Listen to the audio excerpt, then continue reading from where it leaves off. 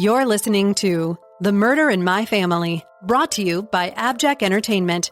Be sure to check out some of the other great true crime podcasts from this network, including Missing Persons, DNA ID, Beyond Bizarre True Crime, Zodiac Speaking, Scene of the Crime, and 3 Men and a Mystery. All of these podcasts are available for you to binge on right now, wherever you listen to podcasts. Subscribe where you're listening to this podcast so you don't miss an episode. The views and opinions expressed by guests on this podcast do not necessarily represent those of the podcast, its host, or sponsors. If you would like to discuss the murder in your family on this podcast, please be sure to visit themurderinmyfamily.com for more information. You can support this podcast by visiting patreon.com/themurderinmyfamily. This episode may contain unsettling material or subject matter. Listener discretion is advised.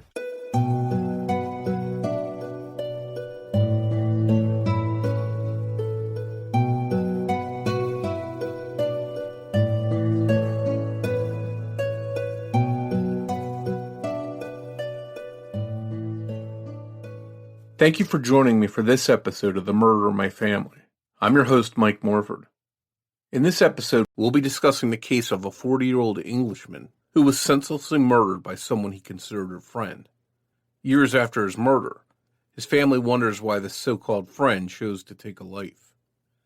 We'll dive into this case after some quick housekeeping. Independent podcasts like this one depend on word of mouth to bring in new listeners. So if you find that you enjoy this show, please take a minute to rate and review it wherever you listen to your podcast. And be sure to introduce a friend to the show and invite them to listen. With your help, The Murder in My Family can continue to grow and reach a new audience. To learn more about the show or the cases we discuss, please visit themurderinmyfamily.com. You can also find us on social media. We're on Twitter with the handle @MurderInMyFam, or you can find us on Facebook by searching for The Murder in My Family. And you can also listen to the show for free on the Spreaker app, and even interact with me by commenting on episodes that I can read and respond to your comments. If you'd like to help support this show through a Patreon donation, it's always appreciated, and you can do so by visiting patreon.com/themurderinmyfamily. Benefits of supporting the show on Patreon may include early and ad-free episodes of the show, or bonus content not heard in regular episodes. Support may also include stickers, thank you cards, and more. If you prefer to, you can also support the show through a PayPal donation by visiting paypal.me/themurderinmyfamily. In each episode, I'll give shout-outs to any new supporters. In this episode, I'd like to thank Alexis Cook, and thank you to all of the supporters that help keep the show growing and improving.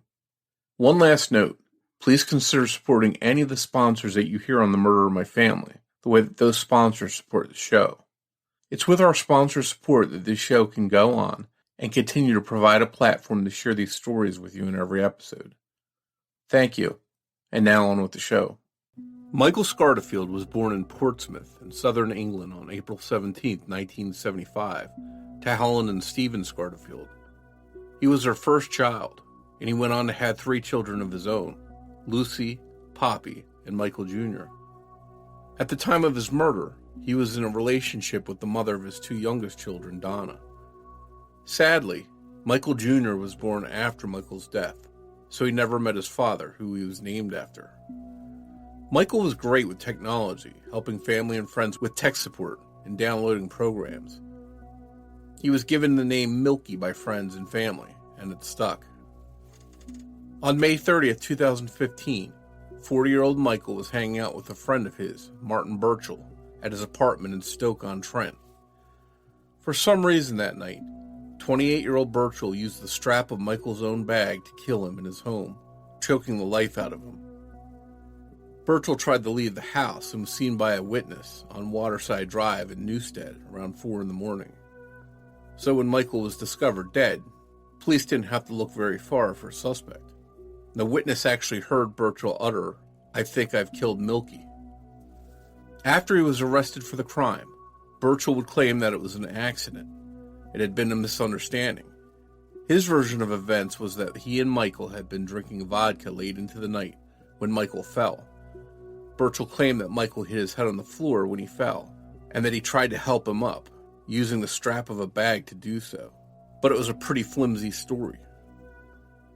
News of Michael's death devastated his family.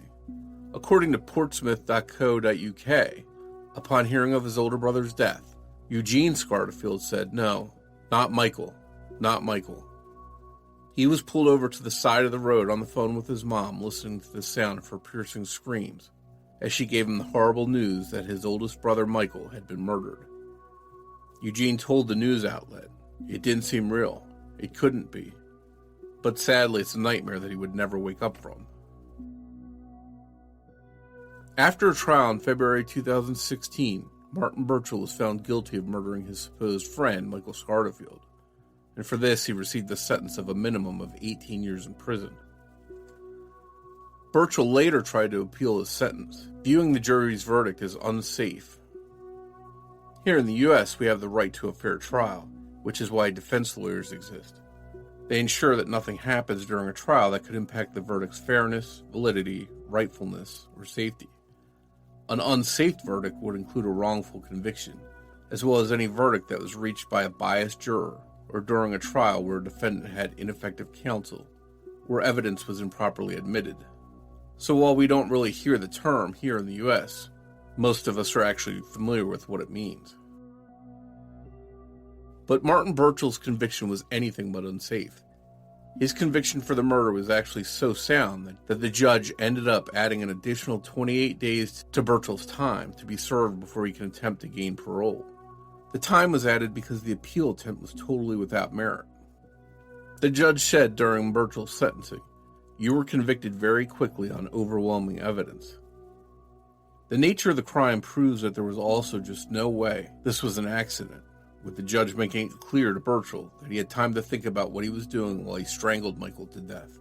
And this was more than enough time to make the choice not to stop. The judge sternly told Birchall, "The length of time it must have taken you for you to kill him gave you adequate notice of what you were doing." It was clear that Birchall intended to kill his friend Michael, but he never really made clear why, besides his flimsy story of trying to help him up with a strap around his neck. To this day, Michael's family don't have the answers they've been searching for. Michael's mother's birthday, the 29th of May, was never the same again. Because of Birchall's actions, it's now and forever the day before the anniversary of her son's murder. Eugene Scardifield said, "My mom is the strongest woman I know. I know she cries behind closed doors, and she was on her hands and knees at Mike's grave." Moved to do something to honor his late older brother, Eugene Scardifield created a Facebook page called Life After Murder Manslaughter. The creation of the page was actually prompted by a feeling he had when he woke up on what should have been the day Michael turned 43, April 17, 2018. That day he woke up and wrote about the impact Michael's murder had on his mother, sisters, niece, and his dad. After Michael was senselessly killed by Birchall, all three of his sisters were diagnosed with fibromyalgia, a medical condition defined by the presence of chronic, widespread pain, fatigue, and cognitive symptoms, lower abdominal pain or cramps, and depression. Eugene went on to publish a book called A Tortured Gift, Words After Murder in May of 2020. The book's available on Amazon, and I highly recommend that you read it. He poured his heart out, writing about what he thought and how he felt after Michael was murdered. Though it wasn't a biography of Michael's life, it was a way for Eugene to continue Michael's legacy.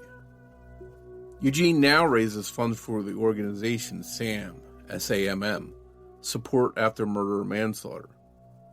He once took the Three Peaks Bike Challenge, a 226-mile ride to fundraise for SAM. He's also done a 100-mile walk for fundraising. Eugene told the press reader, "It's all a way of keeping his brother's memory alive." He added that talking with people who have gone through similar things to you is such a big help.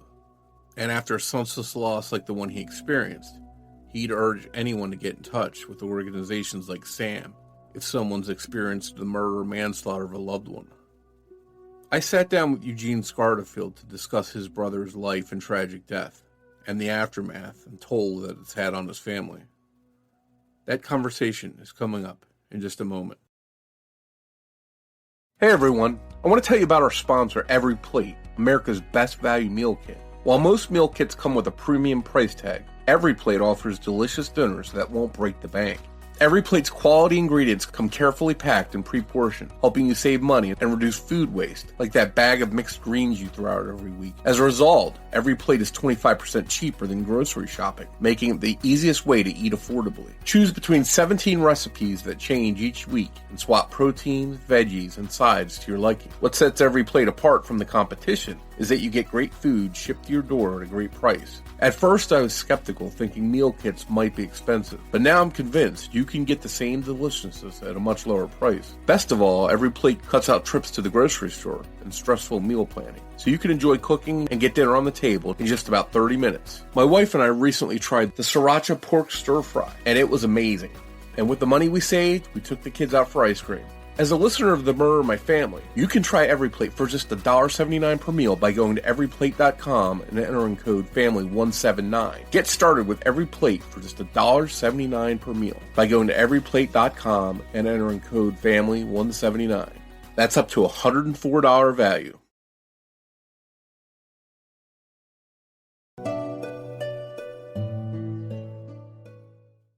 Hi, Eugene, and thank you for coming on The Murder of My Family to discuss your brother Michael's case. Thank you very much for having me. My pleasure. I'm going to ask you the very first question right out of the gate is some of the articles I read about your brother said he had the nickname Milky. How did he get that nickname? Well, when we was young, there's a popular candy bar over here called the Milky Bar. And the advertisement for that on television was a young boy dressed up in a cowboy outfit, and he had the blue eyes, the blonde hair, and glasses. And yeah, my brother had a striking resemblance for him, so that's kind of how that come about. So he got it pretty young then, and it stuck. Yeah. He was only young when he was first called it. Was it pretty much the case of everyone his friends, family, everyone just calling him Milky instead of Michael? Yeah, it was more friends. As a family, we tend to call him Mike. Okay. So the Milky thing that was more of a friendship thing. Yeah. Well, if you can you tell us a little bit about your brother and what was he like? What was he into? Mike was. He was just the most genuine, kind, loving, caring sort of person you could wish to meet. He wanted to be there for everyone. If anybody had a problem, he wanted to be, the shoulder to cry on or the ear to talk to. And Mike would have changed the world one person at a time if he could. If you turned up on Michael's doorstep and you were hungry and he only had one tin of beans in the cupboard, he's getting out 2 spoons. That's Mike. That's the kind of person he was, just loving, kind, caring, considerate, compassionate. So, yeah, when something like this happens, it's a shock. Sure. It's a shock. And were you and your brother close? Were you? Did you hang out a lot, see each other frequently? We lived in different parts of the country. Michael moved to a different part of the country to be with his partner at the time, Donna.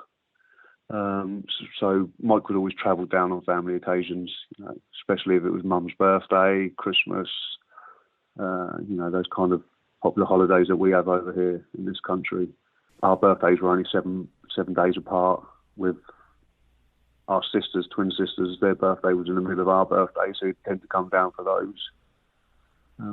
Typical siblings, typical brothers growing up. We didn't always necessarily see eye to eye, but as we grew into adults and into men, and obviously our bond got stronger, and our respect for each other got stronger as well. Yeah, and you mentioned he was in a relationship. He had 3 children.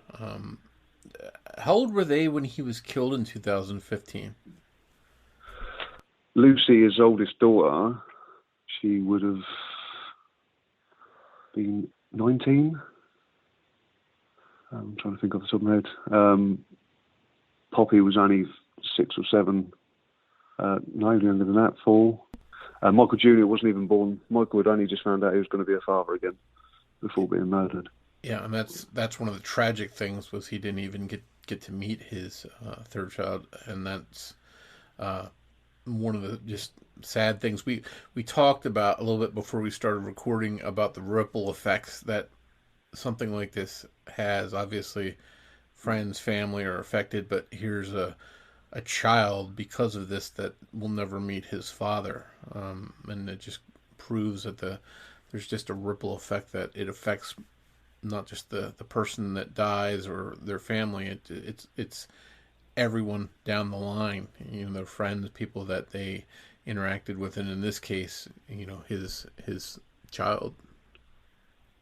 Yeah, it's something that I've sort of been trying to highlight since Michael was murdered, is the ripple effects of murder and manslaughter. And it's not just a case of once that perpetrator gets handed down that sentence, it doesn't end there, especially for the family. We as a family, we serve the whole life sentence. We don't get day release, we don't get parole, we don't get rehabilitation. It's us. We'll serve the whole life sentence in our minds for the rest of our lives. It's not as black and white as some people think. And people will give off the cuff remarks like, "Well, he's in jail now, so you got your justice. You can move on." And it's not that simple. Yeah, and it doesn't bring your brother back either way. No. If we can, let's go back to the day when your brother was killed. Can you tell us how things sort of unfolded that day, what led to his death, as you understand the details from police and from the court proceedings and stuff? Yeah. So we was under the impression that Mike was around a friend's house. There was a group of them there. The friend who owned the property had to go and do shopping or something like that. So he said everyone's going to have to leave. The perpetrator was there as well. My brother, like I said, wanted to get on with everyone, wanted to see the best in everyone. So he invited this guy back to Mike's place. Two of them walked in and one walked out. He murdered my brother in his own front room. The reasons why, we don't know. He changed his story a few times. We essentially know what he did and how he did it, but we don't know why. And like I said before, my brother didn't have a confrontational bone in his body, so there wouldn't have been an argument. There wouldn't have been any reason for falling out, as far as I'm concerned. My brother didn't have no defensive wounds, which I wouldn't expect him to, because he wasn't, like I said, he wasn't confrontational. He didn't like fighting. That just wasn't him. That wasn't how he was or lived his life. So we don't know. We don't know. We haven't been given an accurate account of what happened. And correct me if I'm wrong, but it was your mom that first got the news that he was dead. Is that correct? Yeah, like I said, Mike was living in a different part of the country. The police turned up at my mum's house. My mum was actually at my sister's, but my brother's eldest daughter, Lucy, was there. She answered the door to the police. They didn't tell her. Lucy phoned my mum, said the police are here. And then obviously my mum come home, and that's when she was given the news. And that's got to be horrible for a mother to hear that her son is not just dead, but he's been killed in this kind of manner. Yeah. And how did she take it? Was she obviously, because she's still got to turn around and notify the rest of your family that this happened, which must have been a whole nother ordeal for her to go through. Was she able to accomplish that and get a hold of all of you and let you know what had happened? Yeah, and I think this was the thing for my mum. It was getting hold of Michael's siblings and obviously our children to get us all round. Michael was murdered on the 30th of May, and she found out on the 31st. Well, the 30th of May is actually my cousin's birthday, who died when she was 6 of cystic fibrosis. And I was actually on my way to the cemetery to take flowers down to the cemetery when my mum called to tell me. And how did you process that? You know, again, your brother's not, it wasn't a car accident, it wasn't an illness, someone had taken his life. How hard was that for you to accept and realize that was what happened? I didn't, she phoned to tell me that Michael had died, but she didn't say how. She didn't tell me how until I actually got to my mum's house. But just that instant that my brother was dead just made me feel sick. I instantly started crying, couldn't breathe, struggled to process, and I just kept on saying over and over, "No, Mum, not Michael, not Michael. No, Mum, not Michael." And that's all I could say. And eventually, obviously, got myself together enough to, drive to my mum's, and it was only then that, I found out how. And this was sort of, I guess you didn't know all the details. Again, he's living in a whole different area, but this friend of his that murdered him, this Martin Birchall person, was it a good friend of his? Did anyone in your family or among his circle know him well? Was he close with your brother? No, he was.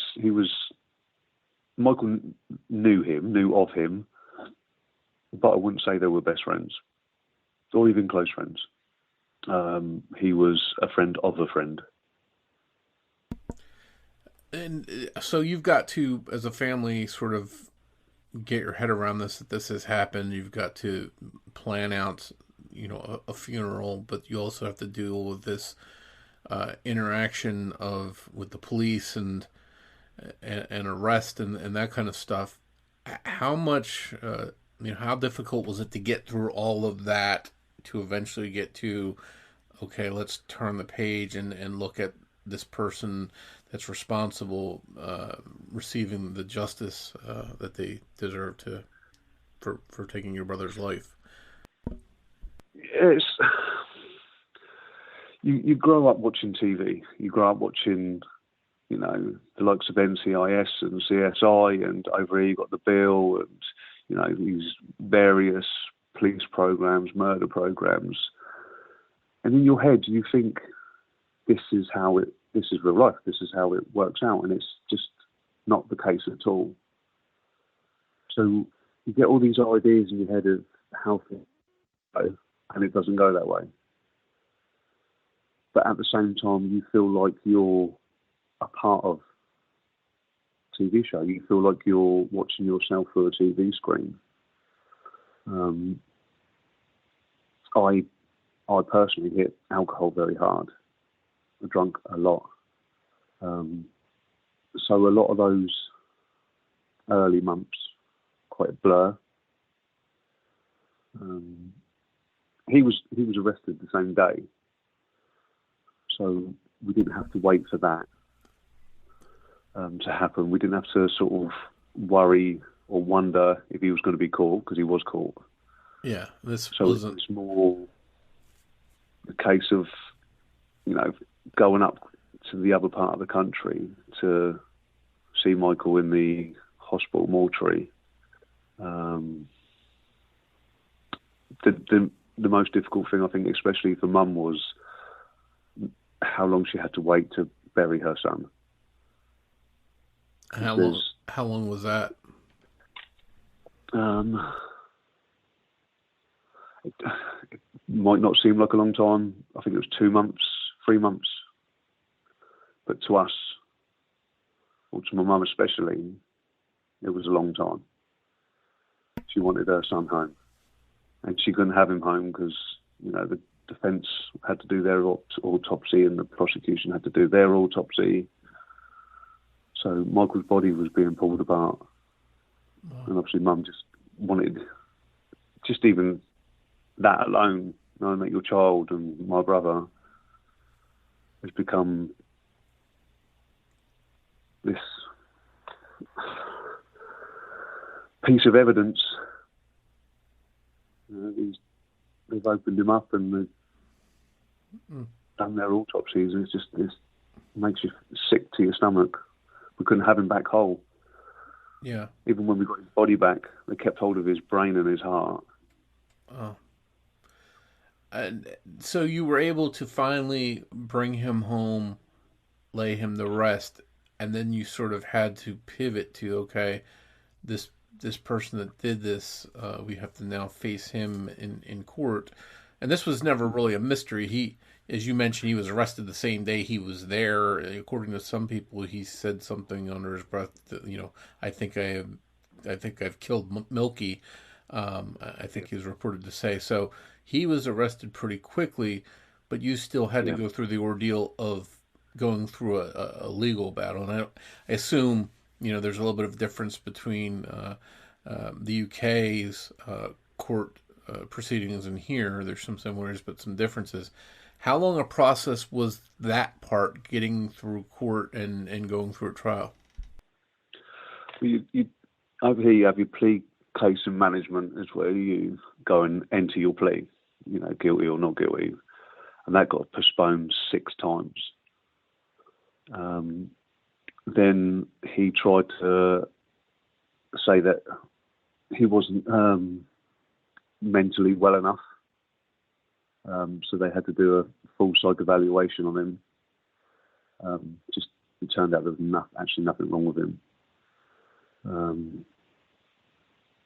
So again, it might not seem like a long time, but when you're in that moment, seconds can feel like days. Michael was murdered, like I say, in the May, and the trial was in the February the following year.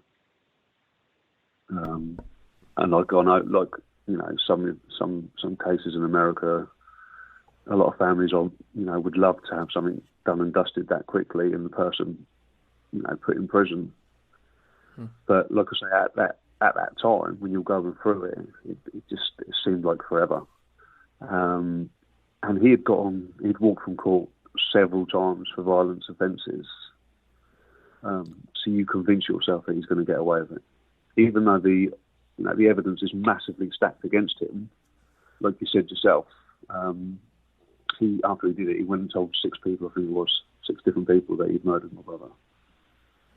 So all the evidence was there, but because he'd walked so many times from court for violent offences, we convinced ourselves that he was going to get away with this one as well.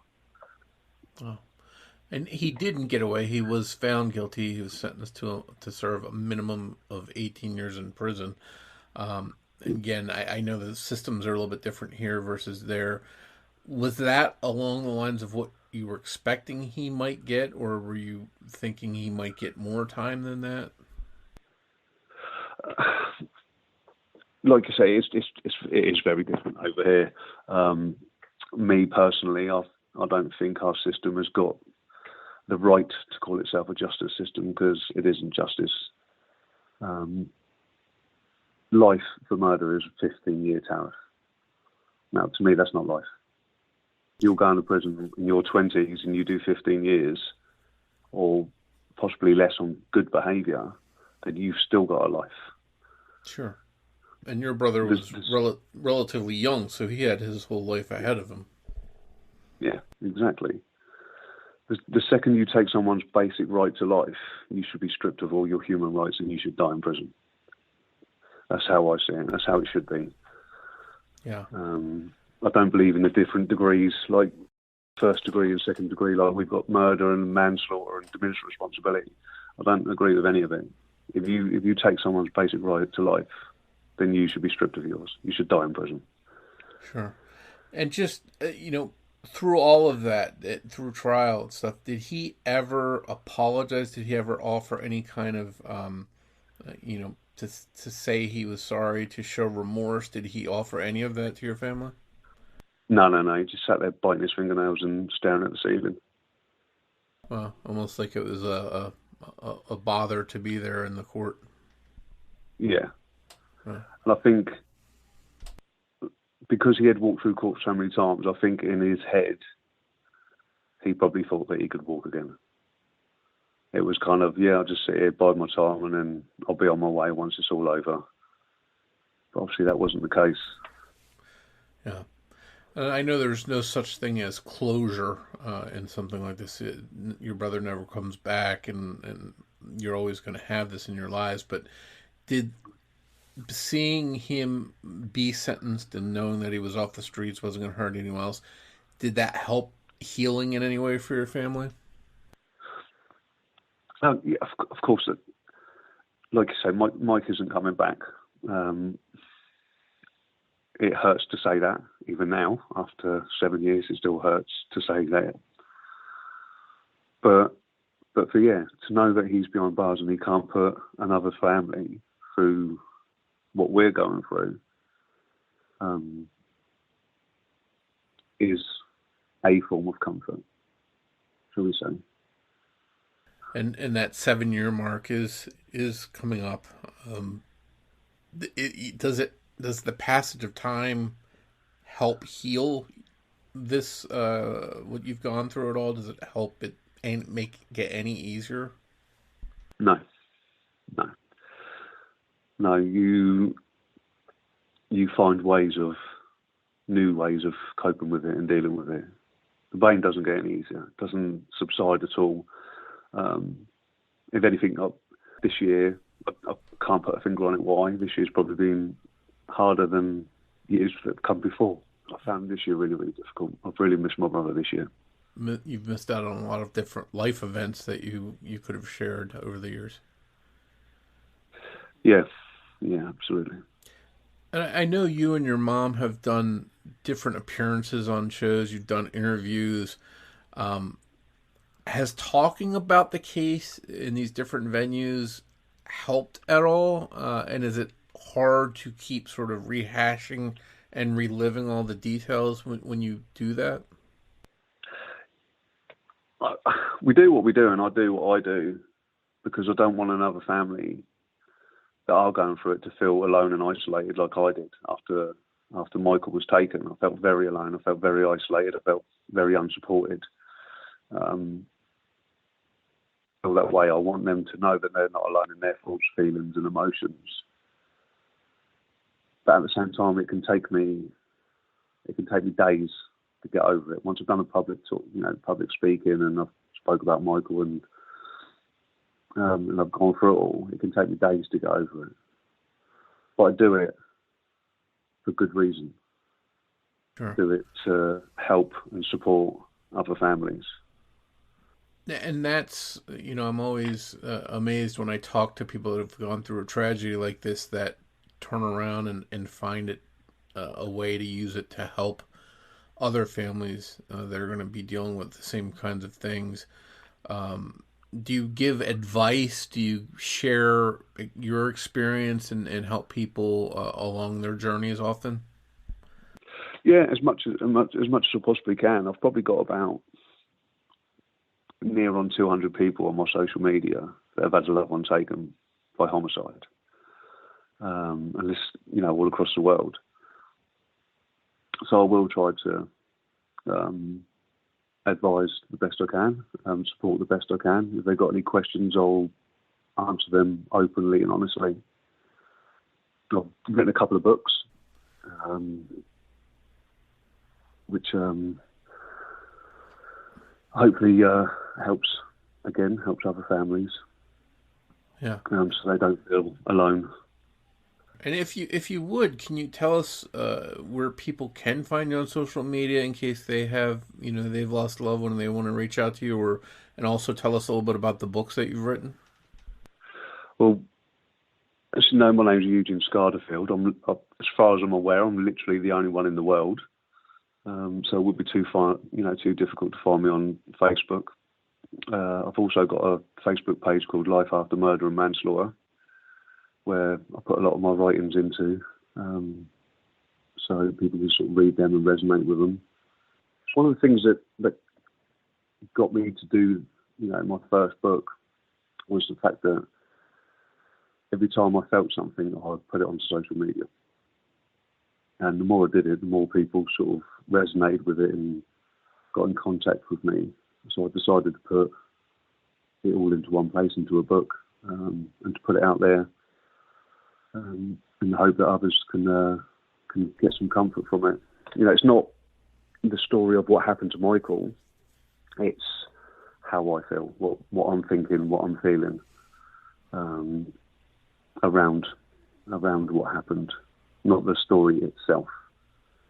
I wrote a couple of years ago. I wrote a poem about knife crime, and I put that onto social media, and that got a really good positive feedback, and that's what actually got me doing public speaking. I got invited to quite a few places, like knife crime events or memorial events, and asked to recite that specific poem.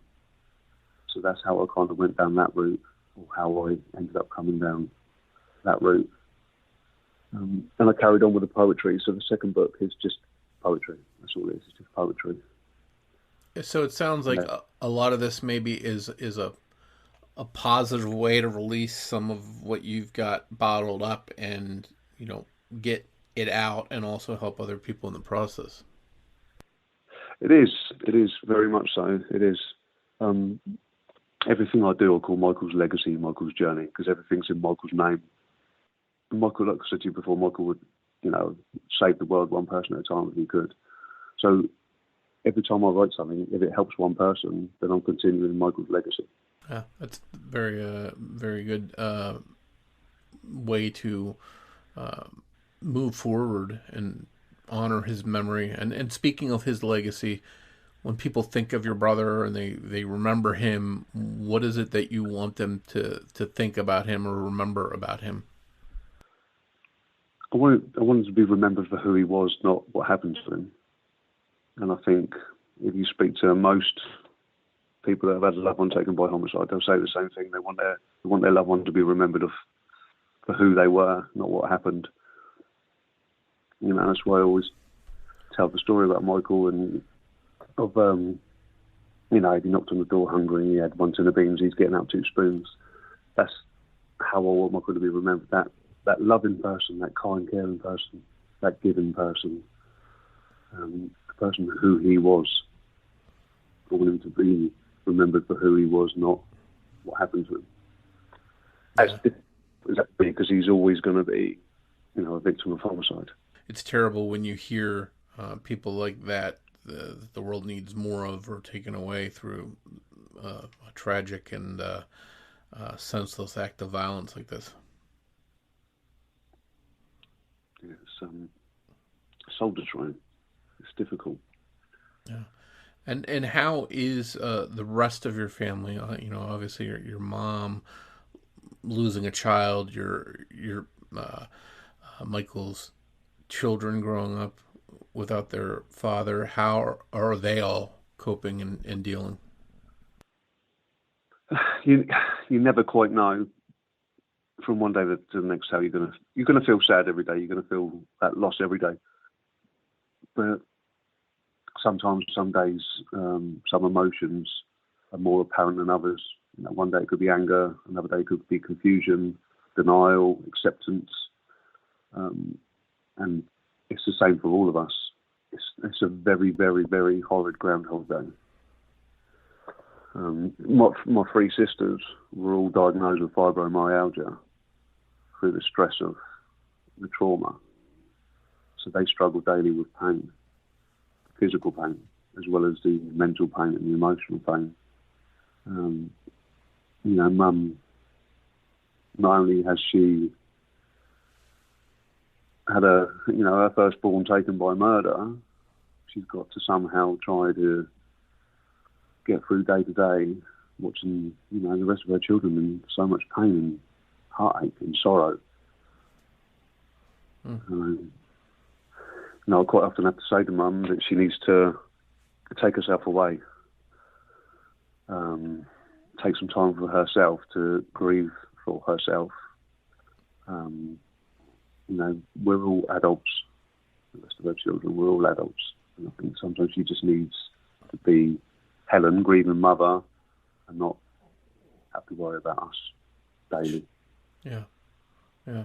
And I think it's pretty clear from everything you're saying that, despite the 7 years going by, it doesn't, seem like it really gets any easier, and it's something you have to learn to keep on going and moving through. Yeah, it's always at the forefront of the mind. So we just need to try and find new ways of sort of coping with it and dealing with it. And it's a part of the reason why I do what I do. As much as it hurts sometimes, I just want to help as many people as I can in Michael's memory.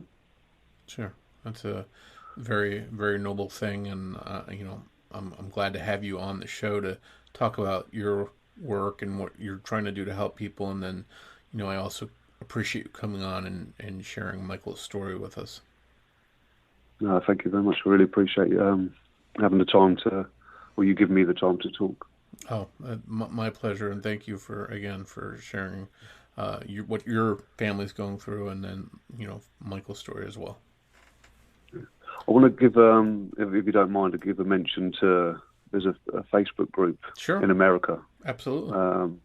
In America called Siblings of Murdered Siblings. Very, very good support network there. Very good support network. It's a Facebook group. And that's specifically for siblings of murder victims. Yeah, it's called Siblings of Murdered Siblings, and it's some American ladies that run it, and they do a fantastic job. They're very, very supportive. It's a great outlet. So if you're feeling alone and you want to talk to someone, you can just sort of pop on there and just write how you're feeling on there, and you get some great support. Like I say, you get some great support on there. There's always people there with friendly advice and comments, and so yeah, I can't praise them enough for what they do. Well, hopefully people that can use some advice or need someone to talk to about what they're going through will reach out to them. And I think that brings it full circle that there's no borders, wherever you live, whatever continent you're on, whatever social economical class you're in, something like this is sort of, it doesn't have borders, this kind of grief and experience. Absolutely. Thank you once again for joining me for this episode of The Murder of My Family. I'd like to thank Sonny Landon for writing and research assistance in this episode. As we wrap up, I'd like to play a preview for a true crime podcast. It's called Crime Divers. Be sure to give it a listen. We'll be back here soon with an all-new episode of The Murder of My Family, and I hope you'll join me for it. But before you go, remember that every murder victim means something to somebody. Hey everyone, I'm Laura. And I'm Jo. And we are the hosts of Crime Divers podcast. We are Scottish sisters who tell each other true crime cases that other hasn't heard of. New episodes are released every Tuesday, and you can find us on your favourite podcast platform. So what are you waiting for? Grab your wetsuit and join us as we dive into the world of true crime. But remember, watch out for those sharks!